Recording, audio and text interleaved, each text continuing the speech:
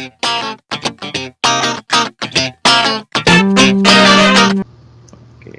Halo teman-teman semuanya, balik lagi sama gua Yoel dari Yellow Space Art. Nah, kalau di video yang kemarin-kemarin kita udah bahas tentang musik dan segala macam tentang recording di rumah. Kalau kita sekarang akan bahas tentang ngomongin seni dengan anak arsi. Oke, jadi di sini gue udah sama Bang Ersa, mungkin boleh perkenalan sedikit, Bang? Halo semuanya, nama gue Ersa. Gue dari Arsitektur UI. Sekarang gue di tahun ketiga, baru masuk tahun ketiga ini.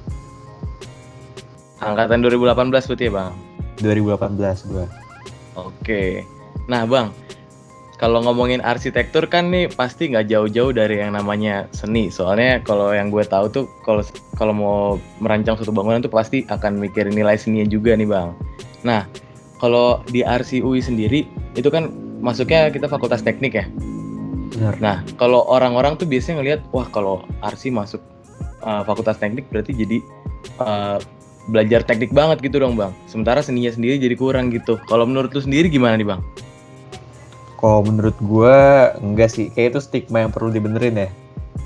Sebenarnya di awal tuh yang diajarin emang pas baru masuk nih semester pertama tuh seni dulu. Jadi ada mata kuliah yang emang ngajarin tuh kreativitasnya dulu, gimana cara lo berpikir kreatif, mecahin masalah dari segi desain ya, bukan dari segi teknisnya dulu.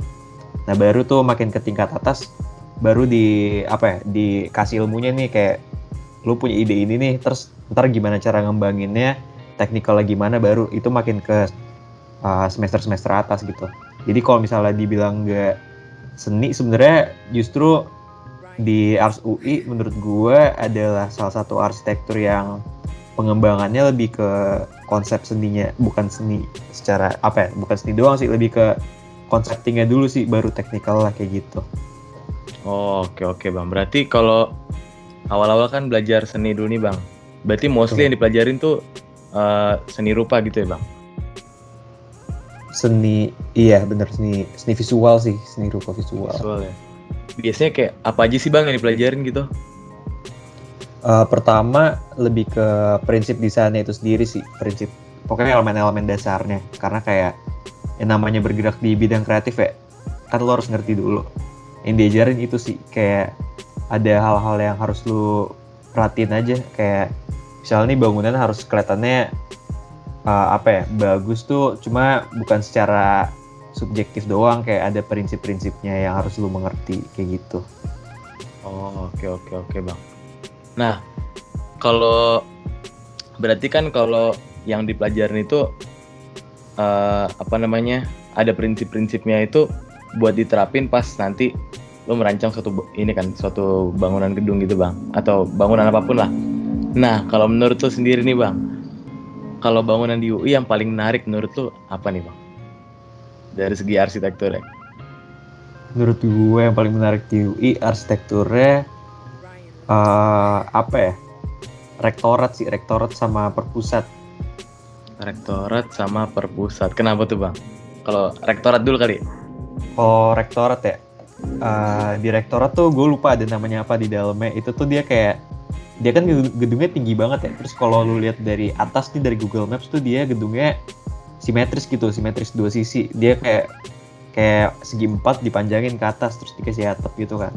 Sebenarnya gue lupa sih arti filosofisnya apa. Itu cuma kayak menurut gue ketika di dalam tuh rasanya emang gedung yang megah gitu, apalagi kayak lu berada di rektorat kan, gedung pimpinan universitas gitu ya. Terus dia kayak nggak tahu sih, kalau menurut pandangan gue dia jadi kayak mercusuar di UI gitu nggak sih, kayak dia salah satu bangunan paling tingginya juga gitu kan. Iya benar sih, kalau dari mana-mana juga kelihatan ya. Iya benar. Terus kalau buat perpusat ya. Iya, perpusat gimana tuh, Kalau Bang? perpusat menurut gue dia gedung yang apa ya, dia dari title-nya aja Crystal of Knowledge gitu kan. Terus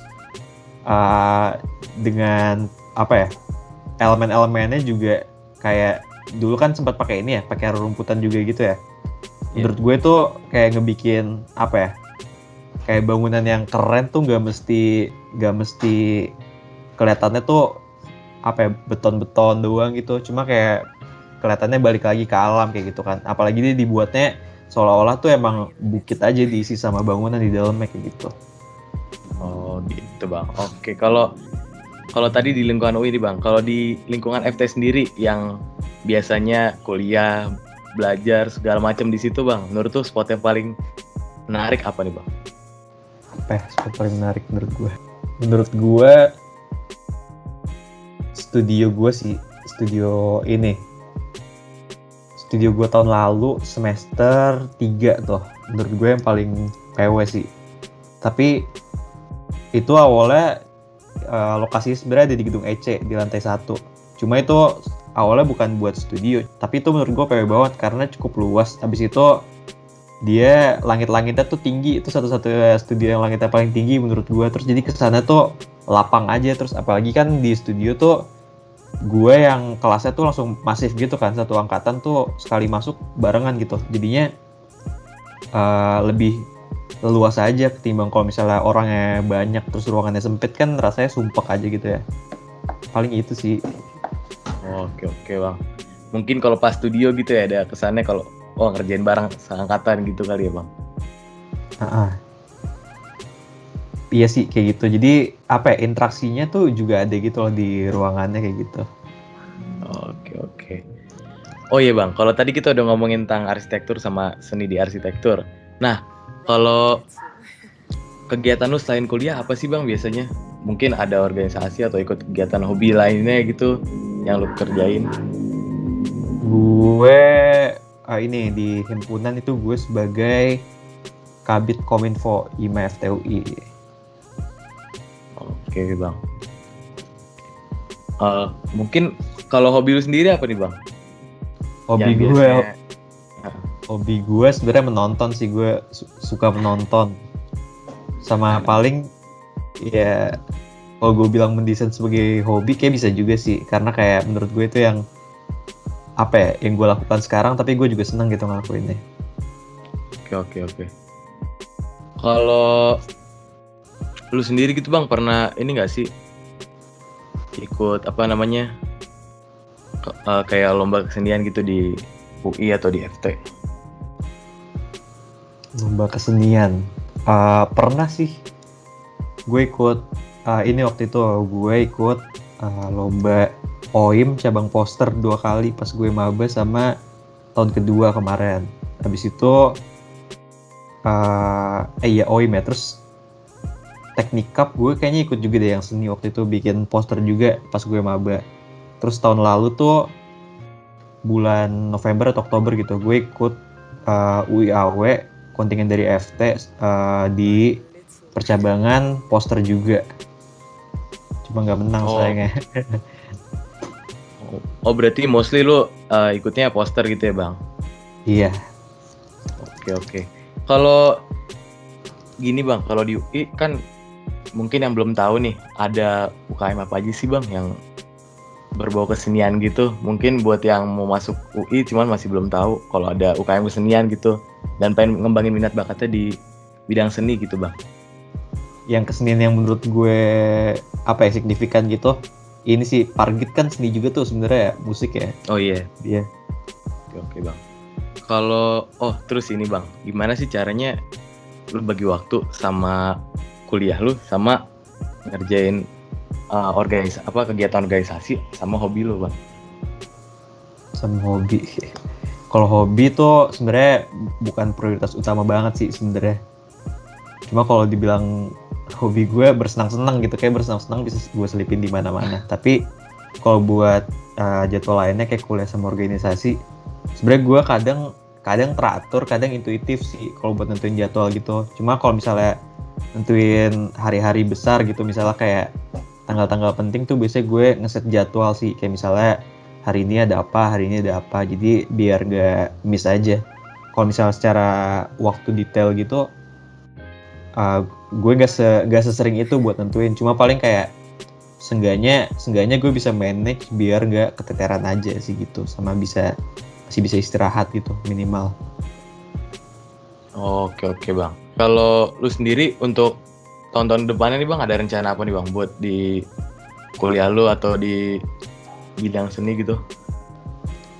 Di kuliah, kayak gue masih berambisi menjadi arsitek ya sebenarnya. Masih belajar juga sih, dan kayaknya kan gue tahun ketiga ya, kayak di tahun depan gue bakal mulai apa ya, mungkin lebih nyoba ke magang di karir yang apa ya, berhubungan banget aja gitu sama arsitektur, karena butuh juga kan pengalaman. Oke bang.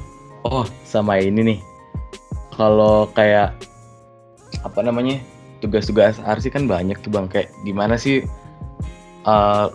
lu ngumpulin idenya nih? Kayak misalkan yang gue lihat kan waktu angkatan gue itu kan bikin apa namanya bikin project macem-macem kan, bikin market segala macem. Itu ngumpulin idenya gimana tuh bang? Bisa bikin project segede itu? Kalau gue sebelum pandemi ya, sebenarnya gue rada suka buat jalan-jalan berkeliling kota Jakarta tuh, karena ya cukup dekat kan Jakarta. Terus abis itu juga di apa ya, kayak makin kesini kalau ngeliat banyak apa ya, gedung-gedung di Jakarta tuh yang makin keren dari penampilan dulu ya, makin keren aja gitu, makin menarik buat dilihat gitu.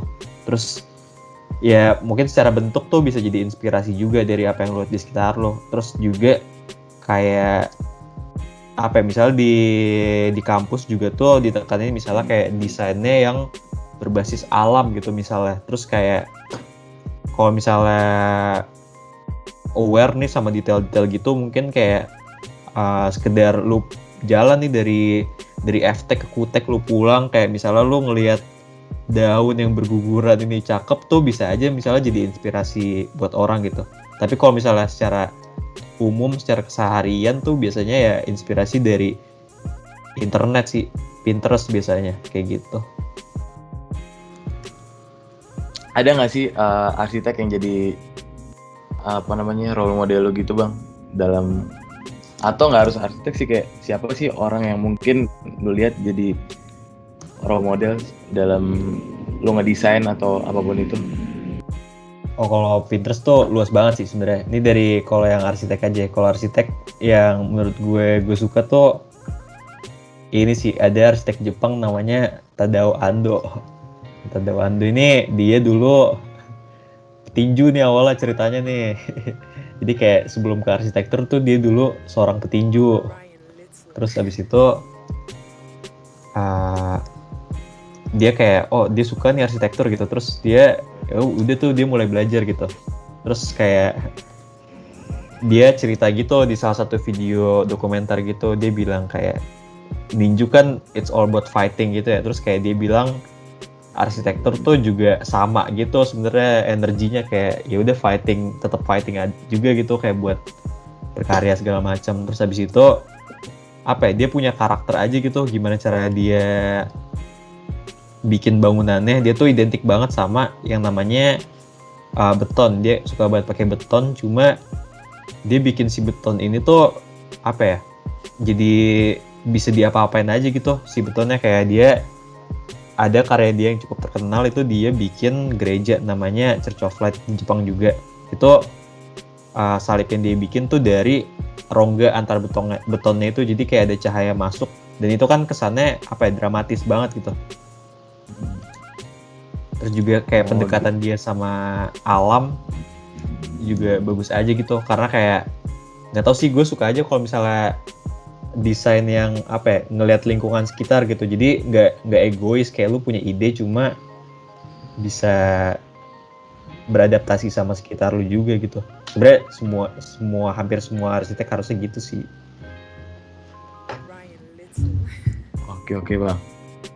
Oke bang, terakhir nih, harapan lu nanti kalau udah lulus dan jadi seorang arsitek bang?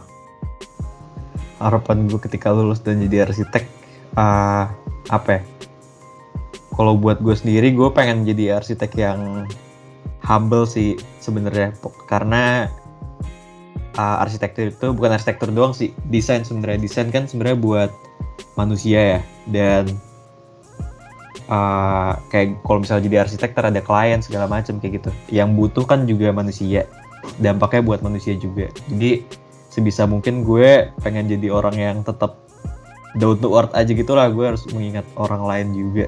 Harapan buat sekitar tuh lebih ke ini sih sebenarnya, kayak ini gue dari perspektif gue sebagai mahasiswa ya, ke mungkin buat mahasiswa yang lulus setelah gue gitu, kayak nikmatin aja perkuliahan lu gitu, kayak banyak banget hal yang bisa lu lakuin di perkuliahan ini, karena sebebas itu sih menurut gue. Kayak gak apa ya, waktu lu yang ngatur sendiri, kehidupan lu mulai lu yang ngatur sendiri, jadi efeknya bakal buat lu juga gitu kan. Jadi sebisa mungkin lakukan yang terbaik lah. Klise sih, pokoknya itu sih. Oke, siap. Kalau gitu, makasih banyak Bang Ersa waktunya udah mau ngobrol-ngobrol sama kita. Oke, mungkin segitu dulu video kali ini teman-teman. Makasih banyak yang udah nonton. Jangan lupa like, share, komen, dan subscribe. Oke, Dan juga mantap. jangan lupa follow Instagramnya Yellowspace di @yellowspace.id. Makasih buat yang udah nonton. Sampai ketemu di video selanjutnya. Dah.